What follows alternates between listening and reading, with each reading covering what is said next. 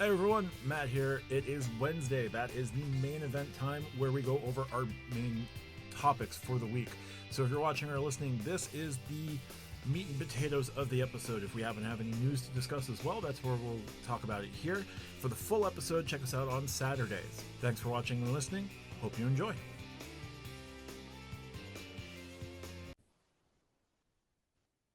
Welcome to another episode of Stack Your Points. As always, I'm Matt Clausen, joined by RJ from Do You Take Cards. RJ, how are you today?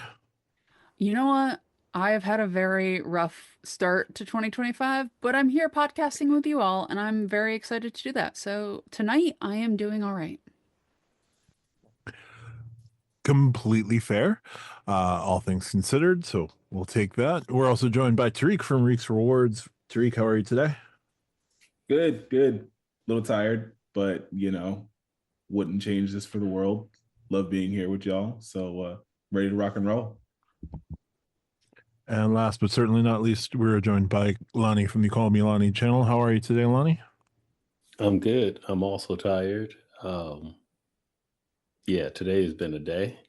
And so I might not be coming at Tariq tonight. And so I'm sorry to disappoint anyone that comes to the show waiting for me to give Tariq a zinger.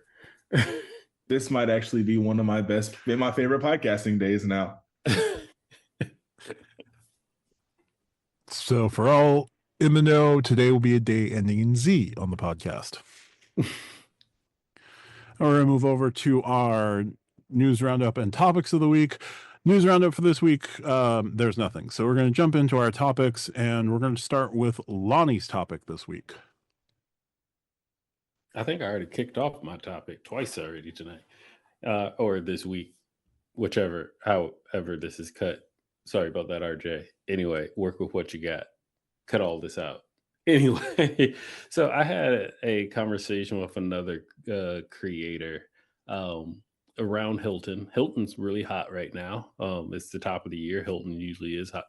Hilton and Hilton cards are usually hot at the top of the year, but the Surpass card, which has a $150 annual fee, but you can get these $50 credits once a quarter through Hilton properties that will total $200. So you can actually come out ahead on this.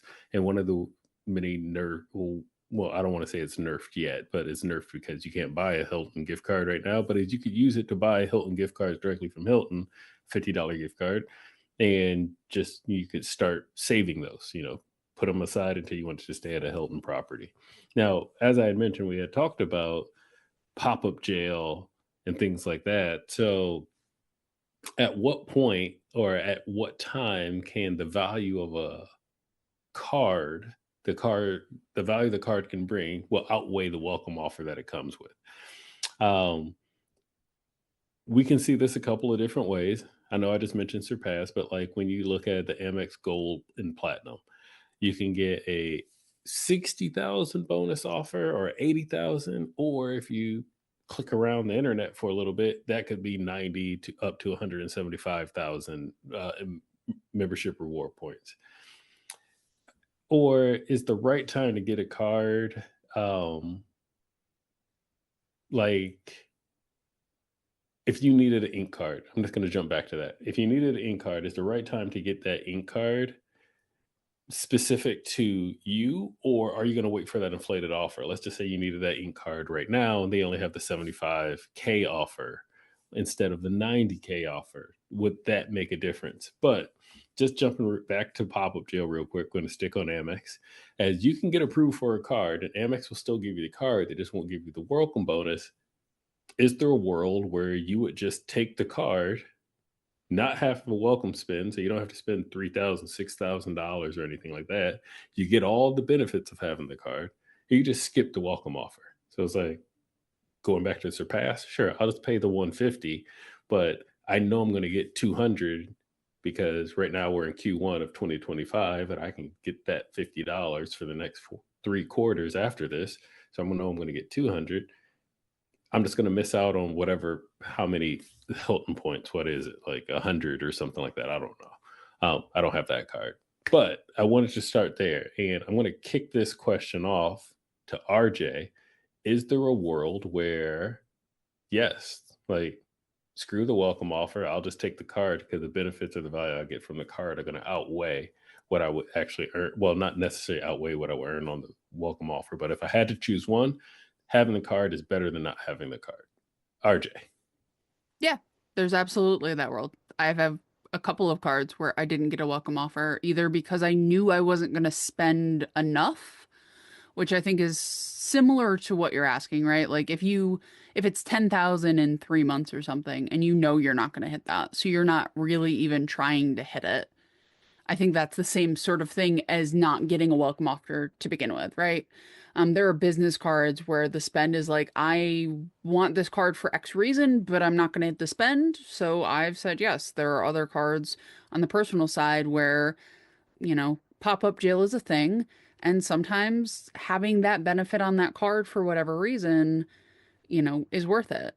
Um, as you pointed out earlier in the show, year two, you're not getting a welcome bonus. So if this is a card you want long term, yes, the welcome bonus is important, but also if it's a card you see yourself having for 10 years, is that welcome bonus so important that that card suddenly isn't going to be a 10-year card for you, right? Like in 10 years, you're probably not going to have any of the points from that original welcome bonus, but you're going to have a bunch of points that you've accrued over that 10 years of having that card or having that benefit, if it's a platinum and it's, lounge access or whatever. So I think there are worlds. I think sign up bonuses are so easy to quantify and so sort of appealing that we let them blind us. But we also need to realize that yes, they are a great return on your dollar. Sure.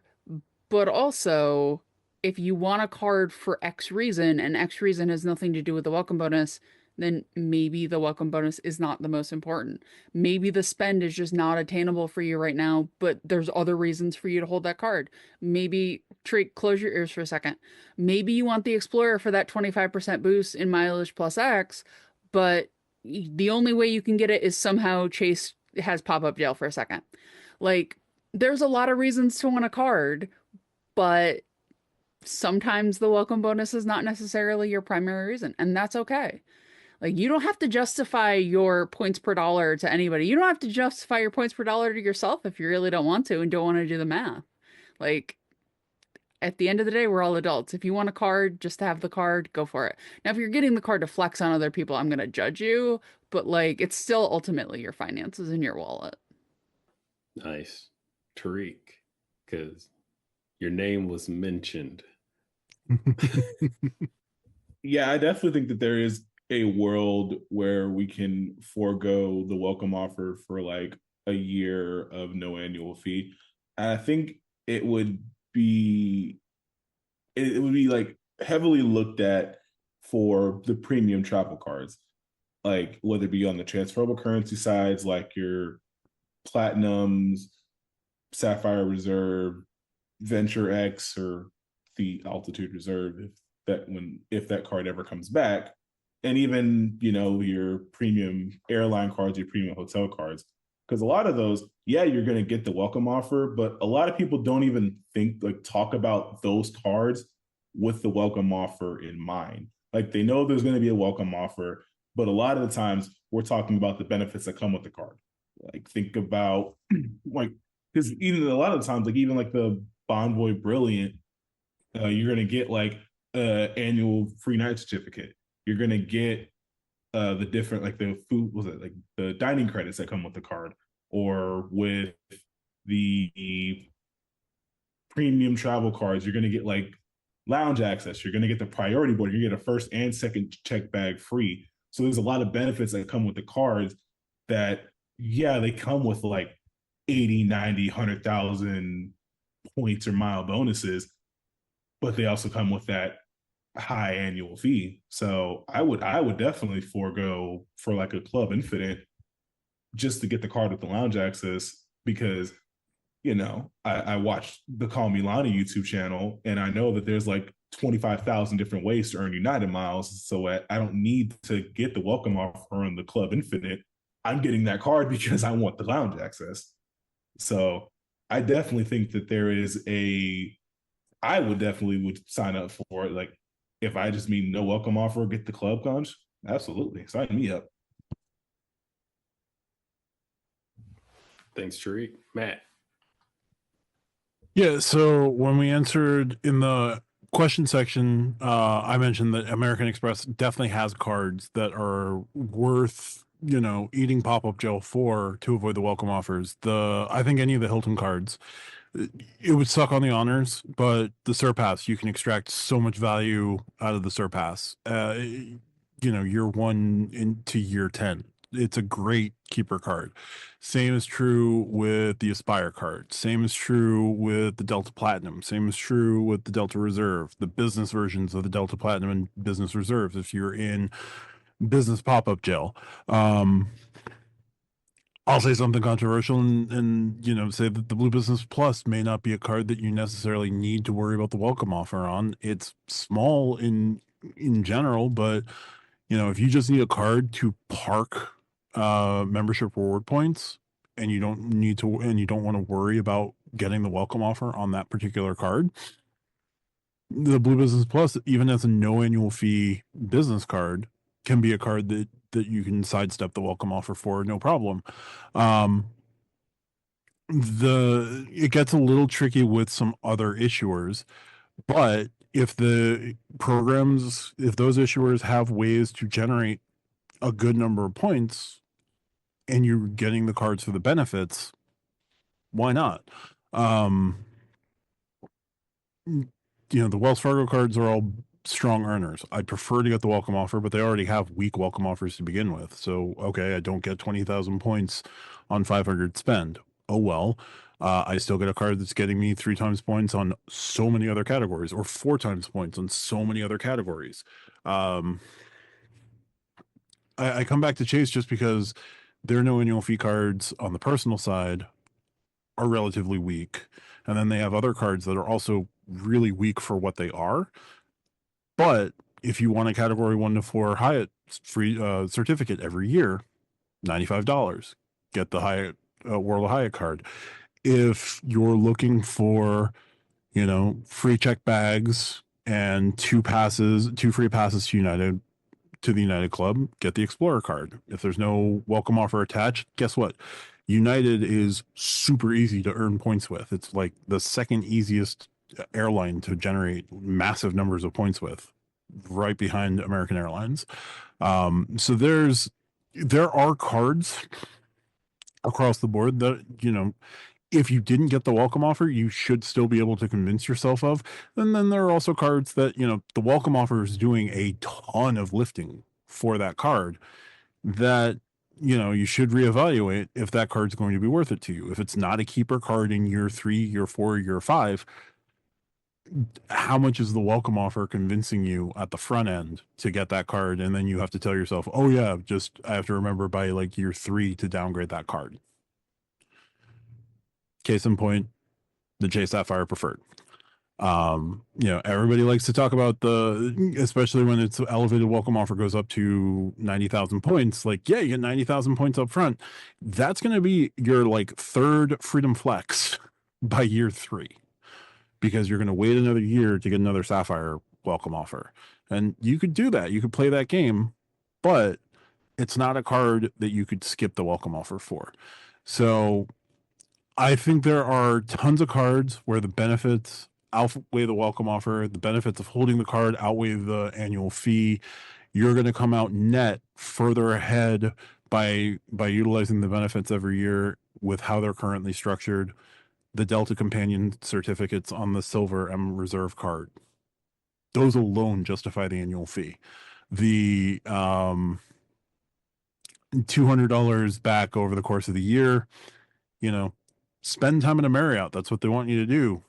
Surpass card pretty much pays for itself in that regard.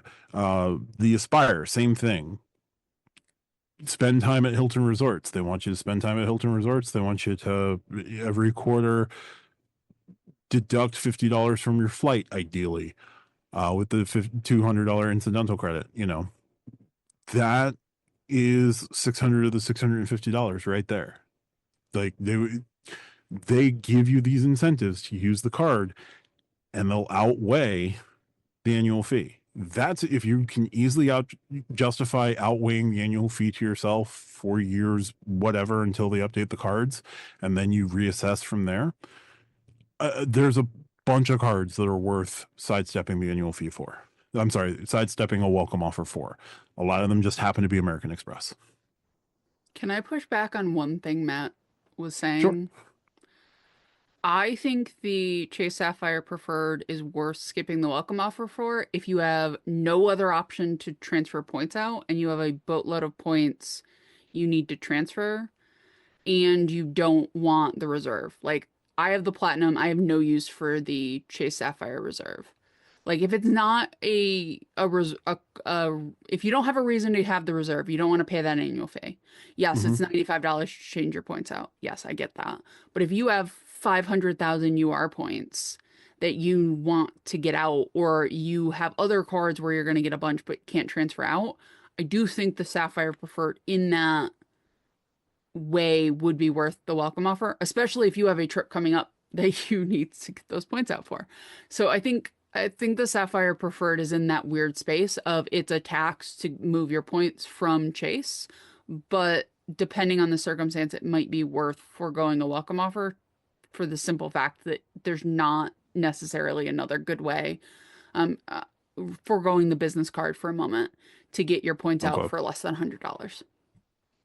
Now, the only pushback I would give is if you have, like, let's say a Freedom or the original Freedom or Freedom Flex. If you have one of those cards, which I'll assume you're saying not mentioning the business cards, you do have the option to upgrade one of those cards. But is And not a forgo the product welcome offer. change basically getting a card without a welcome offer? Fair. Like, I feel like a product change is the easiest way to get a card without a welcome offer. Is just you're getting all of the quote benefits of that card without the welcome offer. So that's why I wasn't talking about product change, because to me it feels like exactly the same thing. Okay, I can see that logic, and based on that logic, yes. I would just say in that in those in those circumstances, product change your card. You don't have to worry about a hard pull. You don't have to worry a pull on your credit. You don't have to worry about expanding your credit or anything like that. You're going to get all the benefits. You're not going to get a welcome offer, and you're still going to pay the $95 tax.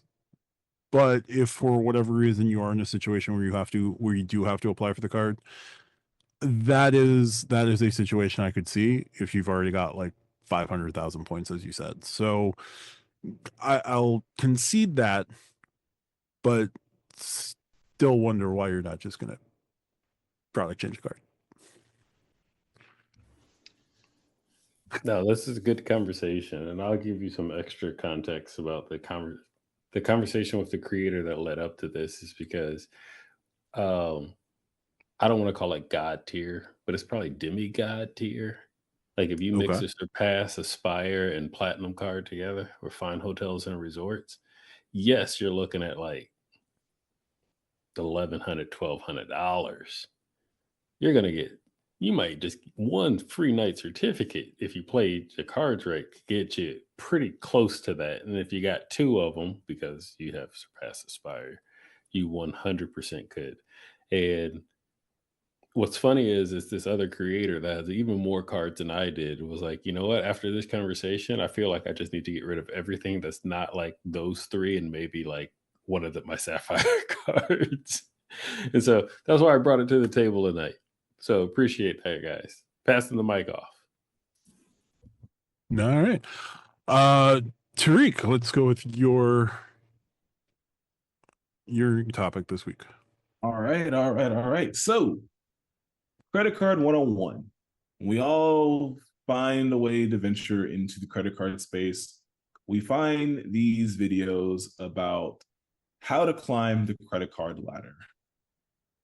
Everyone that has kind of dabbled in the credit card YouTube space has probably seen that before they've seen like the reviews on the cards. And after being in the credit card space for some time, the idea of a credit card ladder is flawed and frankly a little overrated. Because for those that don't know what the credit card ladder is I've seen it mostly coined, the original one that I've seen being Ben Hedges, the credit shifu, that talks about having a tiers 1 through 5. And I think as of recently, he has like a 3.5 with like the gold. But essentially, the first tier are your basic secured cards, or like no rewards cards. You're just your no annual fee credit building cards. A lot of times, like your college student cards. Tier 2 are like what they call there are no annual fee point earning cards. And then tier 3 are, I think, are like the mid-tier travel cards, which are like a $95 to $99 annual fee.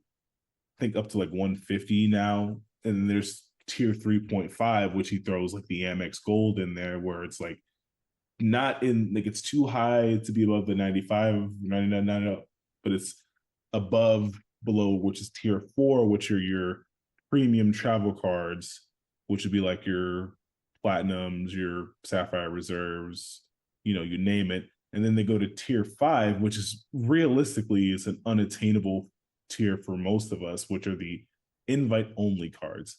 Amex Centurion, JP Morgan Reserve, et cetera, et cetera. So the reason why I think it's flawed and overrated for me is you don't always have that progression. You don't always go from tier 1 to tier 4. Some people might even just skip tier 1 to begin with. Some people might go tier 2 and then go tier 4 and then go down to tier 3. So I think it just there's a better way to do credit card 101. And I don't think the credit card ladder is that going forward. So I say that because we do our back to basics every Monday, and that's like kind of our credit card 101, just going off a topic, but it's not like we haven't really or have a refined credit card 101 than like our back to basics episode. So with that being said, RJ, one of the OGs that started the idea of having the podcast, what do you think about the credit card ladder and the possibility of having a better way to do credit card 101? So the only credit card ladder I think that matters is the Amex one, where you start with the green and go with the platinum, so you get the welcome bonuses on all of the cards, which have now spread to other Amex cards as well, the family language, as we so lovingly call it. No, I think here's the problem with credit card ladders. If I spend a ton on groceries and there's no card in 0, 1, or 2 that has a bunch of grocery categories, well, what am I supposed to do now? Like, am I supposed to just get a 2x catch-all and just go from there? Well, then I'm leaving a bunch of points on the table, potentially, right? So I think I understand the theory behind it of categorizing cards into certain categories and saying, hey, if you're truly a beginner, if you're a college student, you might want to start here. But it falls apart so quickly the more people you have watching it, that I don't think it's ultimately that helpful. I think categorizing the cards into maybe it's the numerical sense of it, maybe it's the climbing the ladder sense, instead of just categorizing cards of like, hey, if you want a food card, here are some options for different ecosystems, right? Like if you're in, Amex, then yes, you do have the gold card, but if you're doing mostly dining and not grocery stores, maybe the green card, which is a lower annual fee, can get you 90% of the same thing, right? Like there are a lot of ways to do that. But I think the ladder as it's presented oftentimes makes you get cards that aren't actually for you because you're trying to follow some sort of weird predetermined steps. It's the same. I have the same problem with trifectas and bifectas and quadfectas because they're so generic because they have to be able to be what they are, that doesn't really help most people.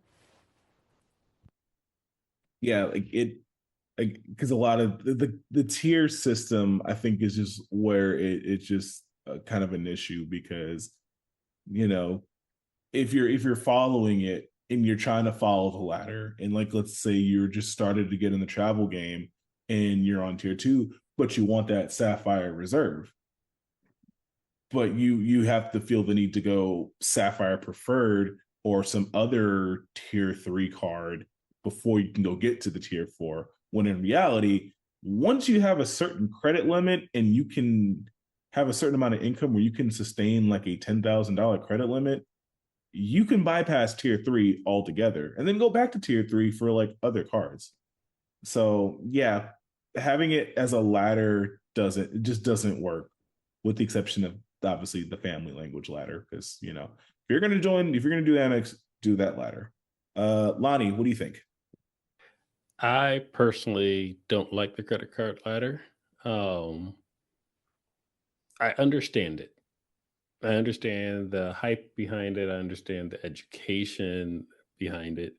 I'm going to say I personally don't like it. And the reason why I say it is because, in the context of ways you asked the question of, is it overrated? Right. Um, and using that as the context, it's overrated because people like you and I, as content creators, are making these videos saying, hey, this is how you're supposed to do it, but it's not a one size fits all scenario. Who to say you have to like play the game a certain way? So, for example, if I were 16, 17 years old, and I'm like, yeah, I want to get into the credit card game, and I fall into the trap of I have to listen to every single word that every single person on YouTube said. And if they had over 100,000 subscribers, that means that it's like 3x I have to listen to their words. Well, then I would probably waste a lot of time. You might be like 20 something years old by the time you actually got to the cards you wanted, because like, oh, you got to start off with this $0 annual fee card, and you got to do this one over here first, and you got to climb the ladder, you got to get these cards in a certain way, where, well, I am a product of my own words of there is a cheat code to winning this game. Like, mom, dad, go put me as an authorized user at age 13, 16, something like that. Let me piggyback off your credit. And let's do that. Like, my third credit card was my Chase Sapphire Reserve card. Like, my third ever credit card. I went from a student card to a United card to a Chase Sapphire Reserve card. Those were my first 3 credit cards ever. I clearly did not follow the credit card ladder, but I had good credit and good finances, where I am literally later in life. And when I say later in life and in this credit card game, I'm talking about within the last couple of years. I just got my Freedom Unlimited last year, $0 annual fee card. This is supposed to be one of the first cards to get. It's actually one of the last cards I've gotten, to be completely honest. And that's what I'm saying. I'm using myself as an example here. Is you don't have to follow this credit card ladder. You need to follow the credit ladder. If you can, your credit is worth way more than which cards you get in what order. And the other aspect of it is sometimes I really do feel like it's bad advice, the way that some people will say you have to get cards in a certain order. Now, not shooting a shot at RJ going green, gold, platinum. I agree with that. But I don't have the green card. I just went gold, platinum. I still don't have a green card. You don't have to get the green card to do that. And another example is I was watching another creator. I'm not going to say whose name. It doesn't matter. You can go look it up. I'm just going to stay on the Hilton stuff right now because, like I said, we're having a lot of conversations with other creators about that over the last week, where they're like, if you want to do the Hilton thing, you got to start off with the honor card at $0. You got to wait a year, get the surpass. You got to wait another year to get. That's 2 to 3 years right there. I'm not waiting for that. Just go get your Aspire card if you want the Aspire card. If you can make it work, it fits in your budget, it fits into your travel strategy, it fits into whatever you need it to fit into, just go get that first. And if you can't get it, you're good. Now, what's that have to do with the credit letter? Absolutely nothing. What's that have to do with your credit? A whole lot. Now, you might not get a high credit limit. You might get 5,000, 8,000. Some people consider that high. I personally don't consider that high. And I'm not like being humble here. I'm just saying I personally don't consider that high compared to some of the credit limits that I have on other cards. That's what I'm saying. Me. Lani, you're talking about me. Don't come at me in the comments. Everybody shut up. All right, just shut up.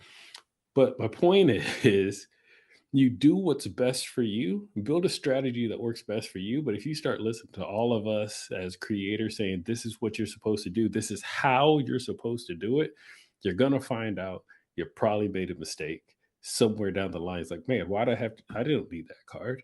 Like, I don't need to play the upgrade, downgrade game. I could have just went and got the card that I wanted and just been happy with it year over year over year over year and not wasted the last 24 months by going up the ladder, so to speak.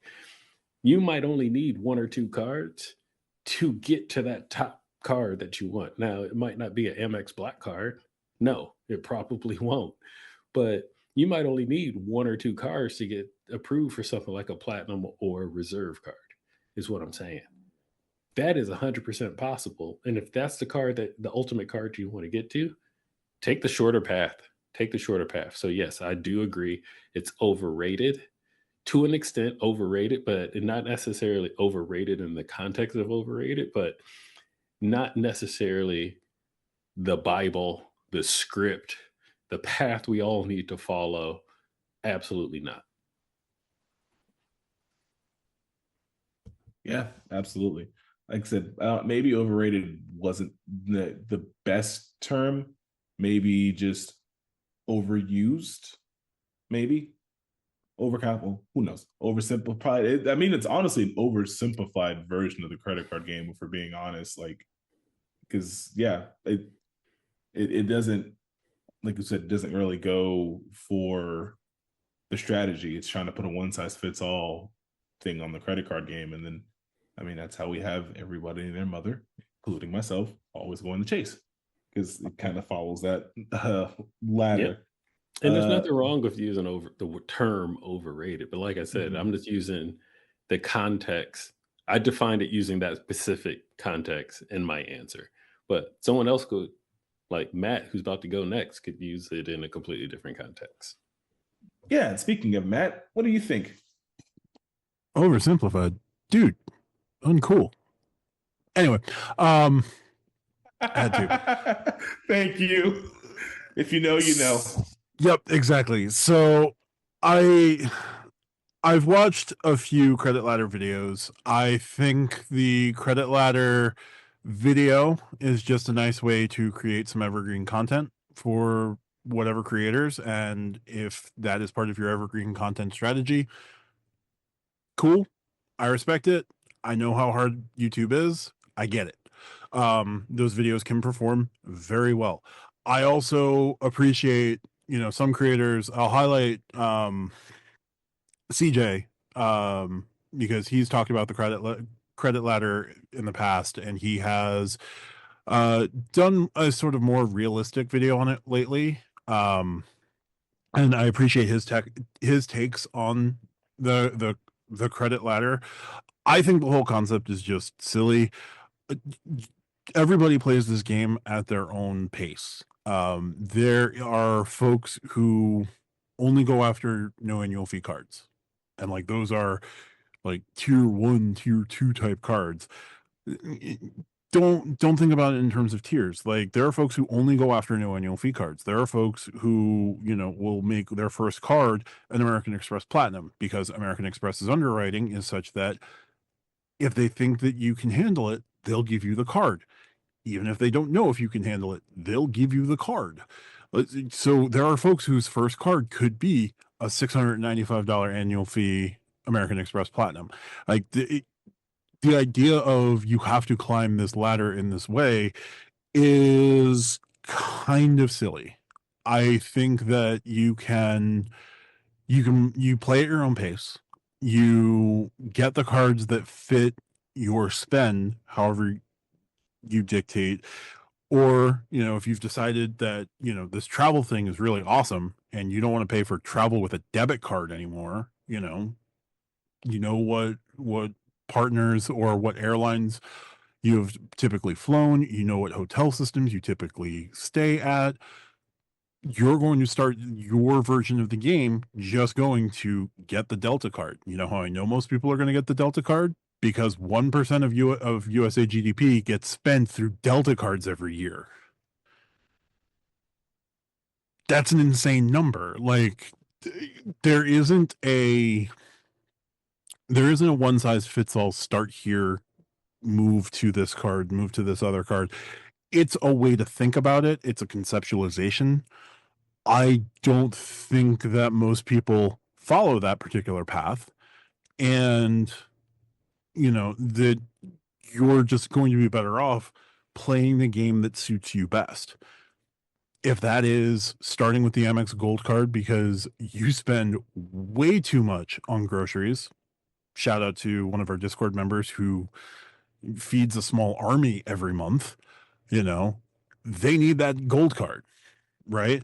If you're somebody who is flying for work and your job is going to reimburse your flights, as long as they're within reasonable means, you're somebody who can start off with the American Express Platinum card. Why? You want to get those 5 times points for flights. You want to transfer those to the program that you're flying in, and you're going to use your points to go from sitting in the back of the plane in the middle seat next to the bathroom all the way up to premium economy or comfort plus or whatever American Airlines calls their section, because you're going to use your points to pay for that upgrade just so that accounts receivable isn't on the hook for reimbursing your first class flight. You're going to sit in first because of all the miles that you've accumulated, or because of all the points that you've accumulated, because you paid 5 times points for the reimbursable economy seat. Right? You're not starting off with the Discover It card in that situation. You're not starting off with the Discover Student card in that situation. Every situation is going to be different. I think the ladder videos are an interesting concept, a nice way to sort of think about it. I do not think, and I know for certain some of the creators who put out ladder type videos did not follow that path. So I don't do ladder videos because it would be disingenuous of me to say this is the way when that's not the way I did it. Like, the only ladder that you have to worry about is Amex Family Language, which covers all of their card families with the exception of Hilton at the moment, and everyone's expecting that Hilton is going to get it at some point. So you don't have to apply for the Honor, Surpass, and Aspire in that order yet, but there's going to be a day sooner than later that you will. But just play the game at your own pace, and your game is built on your credit, your ability to pay for things, your ability to master the elements of the game. Like, a ladder's not going to be the way to think about it to me. But I do appreciate the folks who call it out. Awesome. Thanks, Matt. I have one little final thought. It kind of came up in my head when you mentioned the people that go cash back or go for the no annual fee cards. The way the tier system is set up, obviously it's more travel focused than it is cash back. And it also just has a weird sense of elitism in the credit card space, because if you're someone that doesn't want to spend annual fees for, their travel, or you're only doing cash back, most of those cards are tier 2. So it's like, oh, you're just like on the mid bottom, like the second towards the bottom of the totem pole, where like me with my Capital One Venture X and my Amex Platinum, I got tier 4 cards. So it almost just seems like you kind of turn your nose to tier 2 cards, just in a weird extent. Maybe that's just me and I'm just seeing it from a different perspective, but it was just a thought. Well, that goes back to a couple of weeks ago when we were talking about what it would take for me to go cashback. Like, I can't replace the platinum card with a cashback card. I have no ability to do that. Not even just for like the 5x on flights, but like for the perks.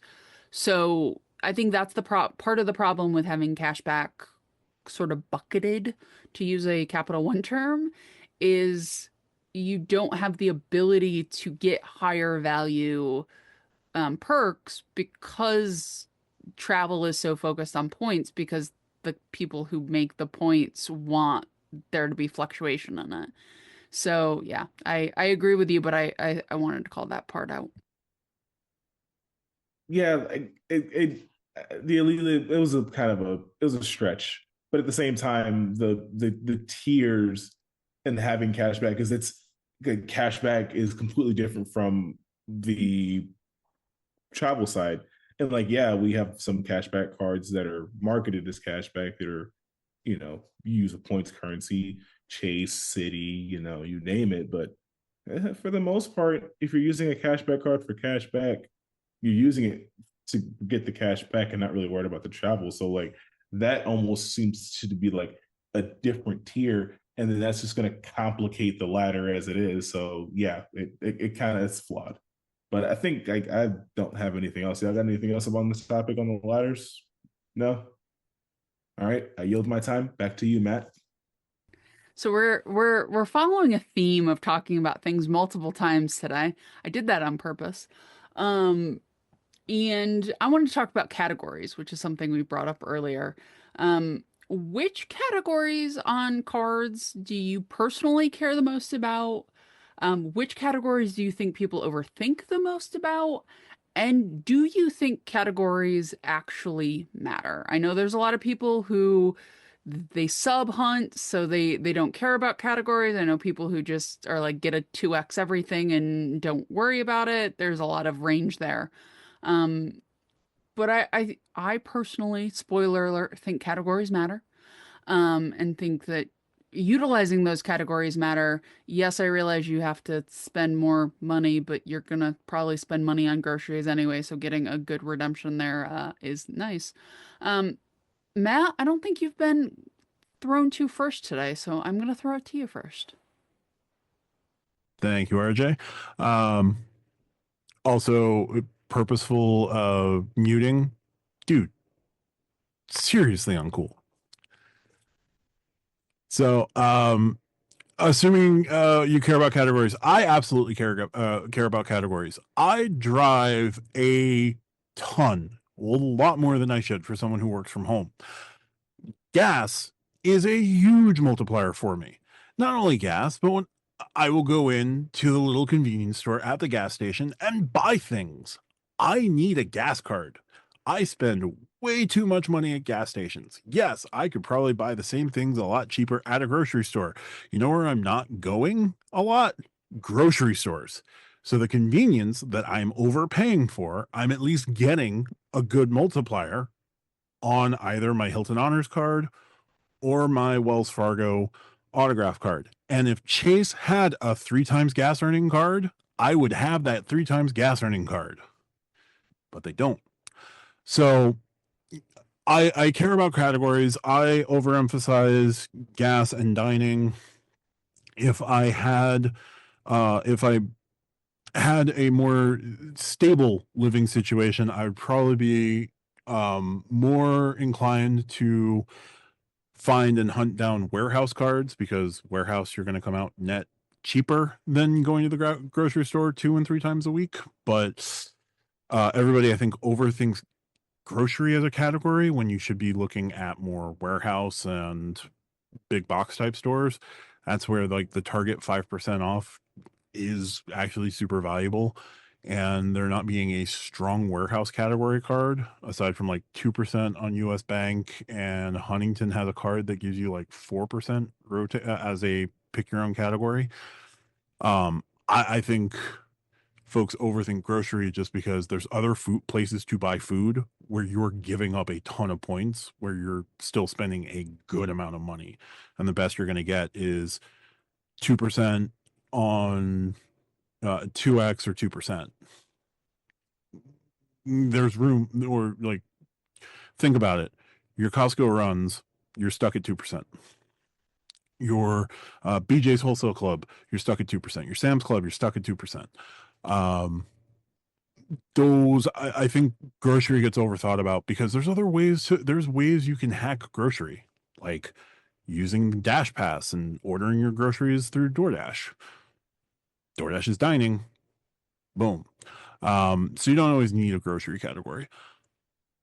But I do think that categories definitely matter, because after the welcome offer, you still need the card to stand on its merits.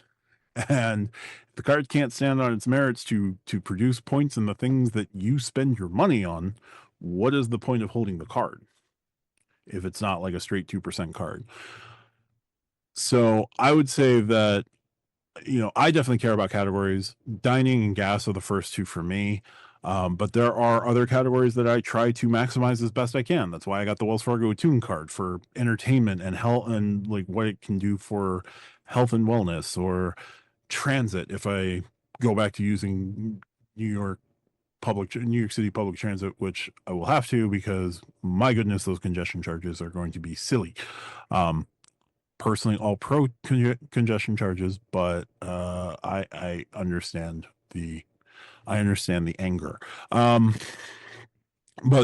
they'll be net good anyway. So categories matter.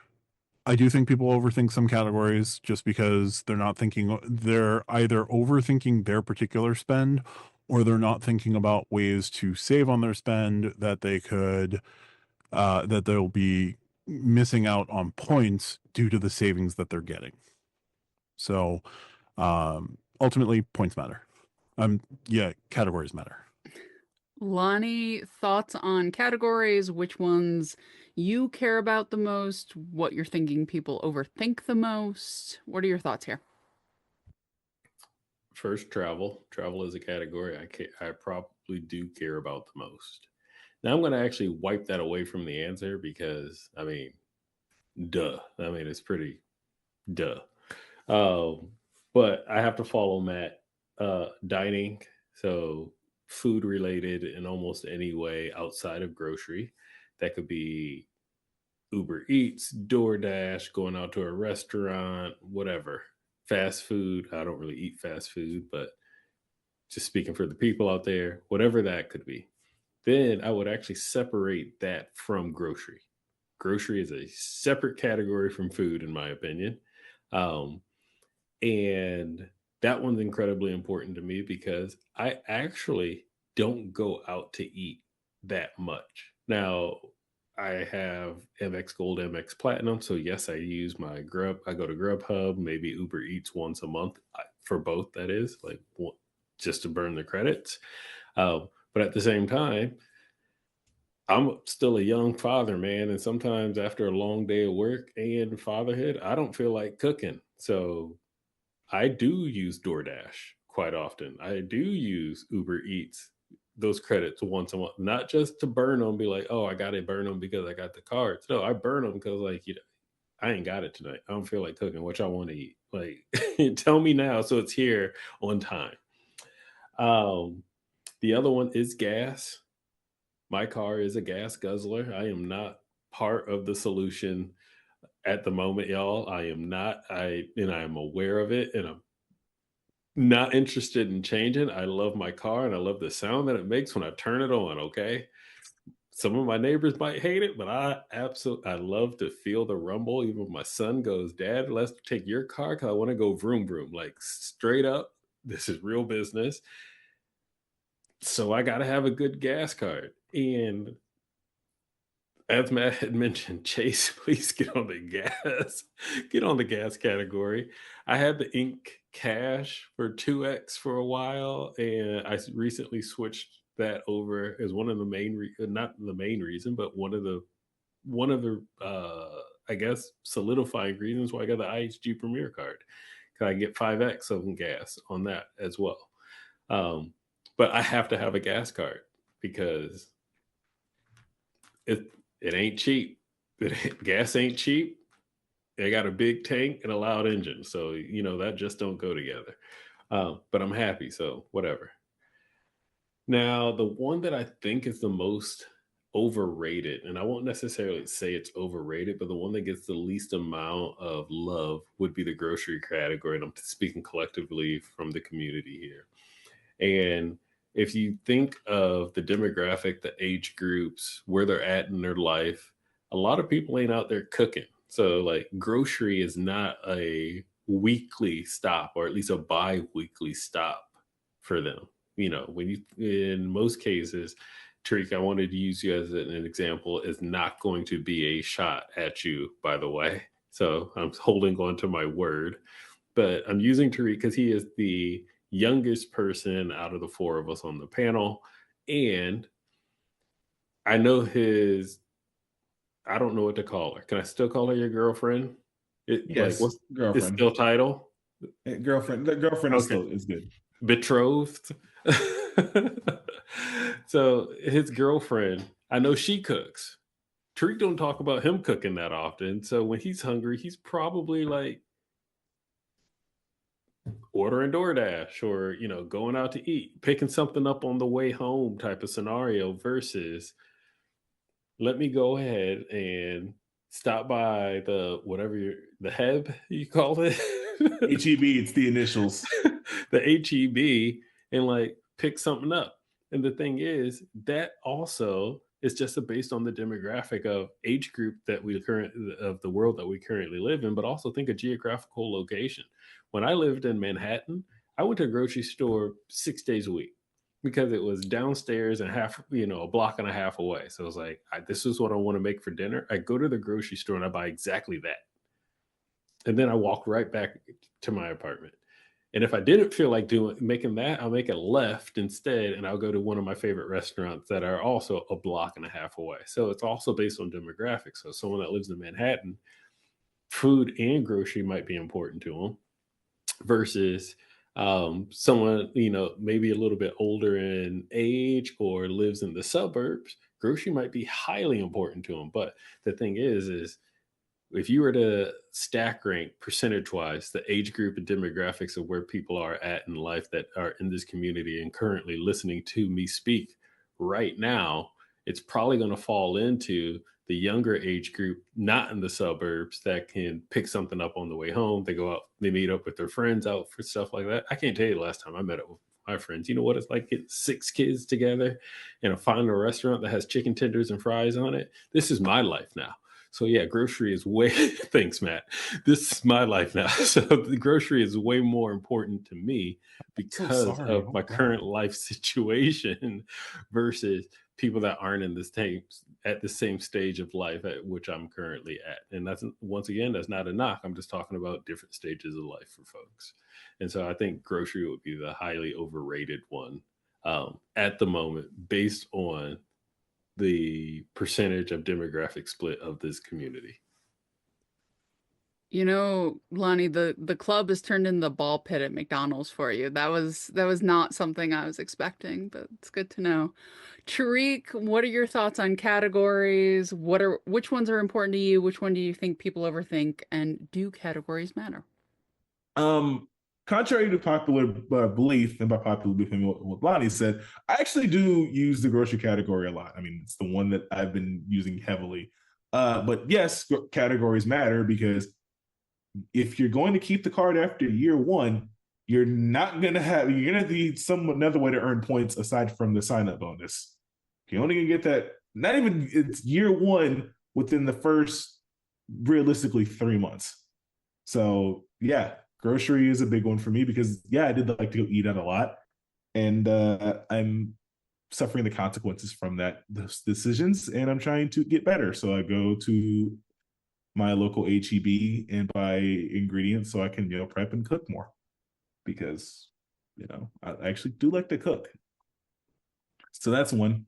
Gas is another one because while I do travel and I like to travel, a lot of my travel is driving. So need to stop at gas stations a lot, especially being a Texan. Love my Buc-ee's, and the gas station's code. Although the corner store doesn't code as a gas station, so I have to use the catch-up card for that. Learn that the hard way. That's insane. I mean, it would be way too overpowered because if I was earning 5x on the amount of money that I'm spending at Buc-ee's, yeah, it'd be ridiculous. I think they did that for a reason. Chase was like, there's no way I don't think Chase or whoever was going to be issuing out that many points because you can earn a stupid amount of points if it's a gas card. Another one for me would be streaming. I pay for my own cable and it's live TV. I use Hulu with live TV. and that's like almost $90 a month minus a $7 credit that I get for the Blue Cash Preferred. So I like watching sports, and I can't just watch sports without getting the whole enchilada, whole package. So I at least spend at least $90 a month on streaming. And yes, Hulu with live TV is 89 plus the 89.90 something after tax. It sucks, but I have to watch my. Do I have to remind you and people once again? Verizon Play Plus. You don't have to be a Verizon subscriber. You do not have to have a Verizon cell phone. You can still sign up, get all your streaming services at a discount because you can do auto pay. Use your Ink Cash and get 5x per dollar. Now, including yes. YouTube TV and the NFL Sunday ticket that comes with YouTube TV. It could all go through Verizon Play Plus, people. You can have it all. YouTube TV has a special place in hell right now because of the price increase. Well, at least in my eyes. Plus, 5 UR points per dollar, though. Yeah. And they also have $20 off on the Sapphire Reserve card and your because they got to keep doing that because YouTube TV keeps raising doing the stupid price raising, and it's going to raise the price again the next year because they want to just give money away because the NFL wants all the money for having the rights to Sunday Ticket. So anyway, $20 off on the United Explorer card right now too. So I'm getting $40 off in 60 days. Will you stop mentioning that card? Damn. Anyway, we said we wouldn't, and then we did. So, but yes, streaming is a lot because I like live TV and I like sports, and I wish I didn't because people who don't like sports balls don't have to spend a bunch of money on streaming. So that's a category. So those are probably my top three aside from the catch-all. I think people overthink a lot would be like kind of the catch-all or the mobile wallet, like because they always try to see if there's a way to get more than 1.5 or 2x. And people love the Altitude Reserve because it was the mobile wallet, which for the most part a lot of merchants use Apple Pay unless you're going to that archaic store named Walmart that only lets you use Walmart Pay, which, side note, use the Blue Cash every day for Walmart Pay. Just if you want cash back. But I think people talk about that a lot when in reality that's just supposed to be your baseline card. It's just your all else fails when no other category is going to get you higher than 3x or more. You can always fall back, or it's the all else fails where worst case scenario, I'm going to get 1.5 or 2x on a card versus just getting 1x. And there's a lot of 2x cards or a lot of catch-all cards. I'm pretty sure there's one for every issuer, so it's just like pick the category or pick the card that you want from the points currency that you want, and then just move on with your day. It's not too much complicated. But yeah, I said in the beginning and I'll say it now, categories matter because if you're actually going to get the card to use outside of the sign-up bonus, unless you're going to have 15 different ink unlimiteds and 5 different ink caches, categories matter because after year one, after you hit the sign-up bonus, you're going to have to earn points on that card in other ways other than a sub. Thank you. I feel better at my position that categories matter after hearing from 3 different people that I respect that categories matter. So I appreciate that. Matt, back to you. Matt, before you go out, Tariq, I'm going to ask, and this is not a shot, but would you at least go research Verizon Play Plus and earn some points, please? Please. I will do research and figure it out. But for the time being, yes, I am sucking up the fact that I'm paying $83 a month net after the credit. So yeah. Tariq, you are too young to remember cable prices, and they're getting close to cable prices. But I remember the time when we were paying $229 a month for cable. What? It was that bad? Damn. This was from the 90s. My grandparents paid $229 for television. Wait. Well, it was a bundle with other things, but like that was a thing that happened, and we're cycling back towards that. But like it wasn't all like, roses and cheap TV. It was kind of expensive too.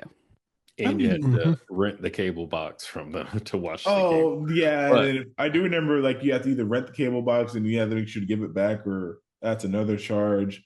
I remember Time Warner Cable before they switched to Spectrum. Like, I am not that young, guys. Like, But I remember when YouTube TV started off at $35 a month. Yeah. But Verizon Play Plus, nice workaround because it codes as internet or cable, one of those two, and Cell 5 phone times charge. points. It's Oh, code- even better. Yeah, it codes as it literally codes as cell phone utility. So your in-cash gets 5x. So it's the only card I pay my Verizon bills with because of it. Play Plus and my cell phone, because they're actually All billed right. separately. So you do not Nice. have to be a Verizon cell phone customer to sign up for Play Plus. No, I've got BIOS, and I've been meaning to do Play Plus. By the end of the year, I'll probably have Play Plus set up for at least my streaming services. All right, so we're gonna conclude with my topic here. My topic is, and Lani, I asked this on your members only, and I apologize, I'm making you answer the same question twice, but I'm gonna throw a minor curveball at you, but we'll see what happens. But my question, or my topic is, if you could Thanos Snap one mainstream issuer out of existence, and Discover's pending merger with Capital One makes it ineligible, making Discover ineligible. But just to keep it fair, predatory lenders like Mission Lane, First Premier, Merrick, Credit One, those are also going to be off the table. But you could Thanos Snap one issuer out of existence. Which would it be and why? And Tariq, I'll have you start this one. City.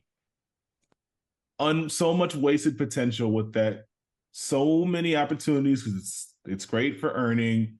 Redemptions are and the thank you points expire. Why? Thanks, Key, for unfortunately letting us know about that last week.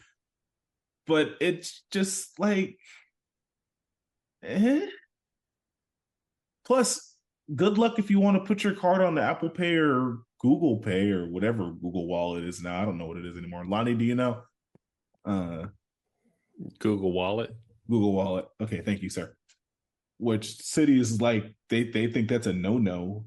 So despite them having being the OG and the 2x cashback or 2% cashback, 2x catch-all space, and the custom cash being the one category card at 5x, and the Strata Premier having good multipliers. And I mean, unless you're gonna go out the way, I think it's like, aside from like Choice at 2-1, that there's not really great domestic partnerships or transfer partners, unless you're gonna really think about the one-off potential in the 5th of February 31st, 2076, when they go get American Airlines. No thanks. City can go. I'll be all right, and we could find another issuer to do the Costco Visa. So bye, City. Alrighty. Lani. I almost forgot about City. That's a good answer. For me, I know you said I can't say the merger of Capital One Discover, so I'll just say Capital One. One, because I don't have a single card. I never had a single Capital One card. And even if I did have one, I probably would not anymore, because I can't do anything with their transfer partners. It's just doesn't work with me. It's oil and water. We just can't mix. So if they were to just magically dust away, I'm fine. I'm not losing nothing. Like, great, bye. And yes, Matt had asked me this, and I did this is great advertising for my members only. So Matt did ask me this in a members only Q&A that I recently did, and one of the justifications around that is that the competition aspect. So if we were to lose one of these major issuers of any kind, that would probably just benefit the rest, because everyone else is already so established. I mean, even Amex, Chase, Wells Fargo, I mean, they all have their own lane. It would probably just either open up the doors or create more competition, and either way, we as consumers win. So buy Capital One. Absolutely. RJ. I don't know if you're going to accept my answer, but I'm going to give it anyway. Synchrony, because the world needs less co-branded cards. Like, there we go. Like, there are too many. Like, we don't need like the 8th Milo's card. Like, we don't. Like, we're good. Amex has a couple. Like, they're fine. No, but I think there's a lot of really bad co-branded cards, and almost all of them are serviced by Synchrony, which I think makes them large enough to be considered mainstream, even though they're not necessarily who people would think. But yeah, I think there needs to be less co-branded cards, or at least if there are co-branded cards, they need to be worth something. And other than maybe the PayPal stuff, I don't think there's necessarily a whole lot of value overall to society from the Synchrony cards. So I am going to go with Synchrony. That's fair. I mean, I'm looking, we would be losing the Verizon Visa rewards card, which is not particularly good. We'd be losing, like, it's got some interesting pieces to it, but we'd be losing the Nissan Visa card. Oh man. The Venmo credit card, the PayPal card, which they nerfed the PayPal card. They do issue the Cathay Pacific card. That's weird. And the Belt credit card. All right. So that's way more about Synchrony than anyone needs to know in any amount of time. And if you're listening on the Saturday show, I am so sorry for wasting the last 30, 40, 50 seconds of your life. So we'll conclude with my Thanos snapping, and lo and behold, I'm going to Thanos snap out U.S. Bank. U.S. Bank, the more I think about U.S. Bank, the more I'm just convinced that those poor cold people in Minnesota have no idea what they're doing half the time. The rewards programs across the board are insane.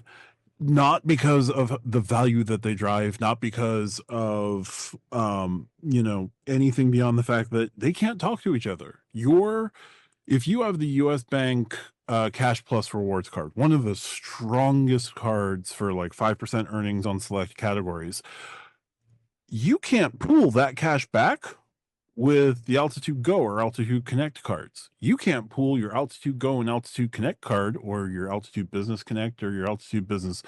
I don't even think the Power Connect pulls into it. You can't connect those with the Altitude Reserve. You can't connect the Altitude Reserve with any other cashback point currency. You can't pool everything together with Smartly. It makes no sense how they have 17 different rewards programs. That should not be rewarded. That should not be allowed. The Flex Perks program is still around. The Flex Perks Reserve card is still serviced. The only card that they've gotten rid of is the Northwest Airlines cards, and that's just because Northwest Airlines got subsumed by Delta. Everything else they keep around. I've joked, and I will continue to joke, that U.S. Bank's reward system is like 3-card Monte. They are all over the place, and until they get a clue, I would much rather just Thanos snap them out of existence, and please, for the love of God, a competent credit card rewards program copy the U.S. Bank Cash Plus card. That's all. So I would Thanos snap out U.S. Bank. Is that all, Matt? Is that all? Also, they're the name on the stadium for the Minnesota Vikings, and that should not be rewarded. No, not at all. I think all y'all have a itch to scratch on this one. Honestly, and let's be and now that the altitude reserve is just kind of like gone On I hiatus. guess. We don't even know. Like, if the altitude reserve is gone, realistically, how much value does US Bank have if you're not doing cash back? If US Bank were to just go, I would not even think twice. I would look at it on Dr. Credit and be like, oh, that sucks. All right, go on with my day. Oh, they've also done things like nerf your ability to fully, like, unless you have a US Bank bank account, which this sort of makes a certain amount of sense.